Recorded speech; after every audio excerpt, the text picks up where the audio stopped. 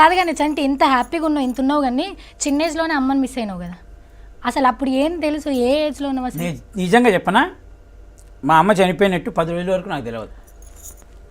నిజంగానే మా ఇంట్లో వాళ్ళు ఏం చెప్తుంటారంటే ఐసీయూలో ఉంది అని చెప్పిండు. ఒకసారి ఇక నాకు అంటే ఇక నేను అన్నం తినపో, నేను నువ్వు అద్దంలో ఉందంటున్నావు కదా, అద్దం తర్వాత అంటున్నారు కదా, నేను అద్దంలో చూపించు తింటా అని అంటే అప్పుడా నేను 4th క్లాస్, బహుత్ బచ్చా.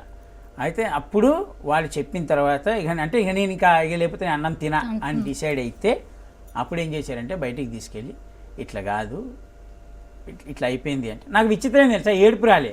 అయ్యో నిజంగా ఏడుపు రాలే.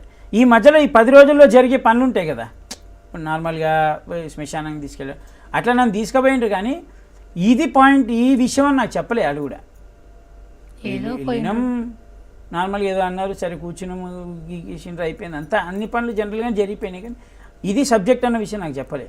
నాకు వాళ్ళు లోపలే ఉన్నారు అట్లనే ఉన్నారని చెప్పింది. సో 10 రోజుల తర్వాత వాళ్ళు చెప్పిన తర్వాత నాకు విచిత్రం ఏంటంటే ఏడుపు రాలే. ఎందుకంటే ఏమని ఏడవాలి చెప్పి, నేను ఇప్పుడు జనరల్గా నీకు ఎదురుకుండా కనబడితే ఏడుపు వస్తుంది, లేదా నువ్వు రోజు నీతో ఇట్లా చేపట్టుకొని నిలబడి సడన్గా మాయమైతే ఏడుపు వస్తుంది. ఆల్రెడీ 10 రోజులు అయిపోయింది, ఆ ఏజ్లో అలవాటు అయిపోయింది. 10 రోజులు తెలియదు మనకి, ఆ చిన్న బ్రెయిన్లో ఏం తెలుస్తుంది.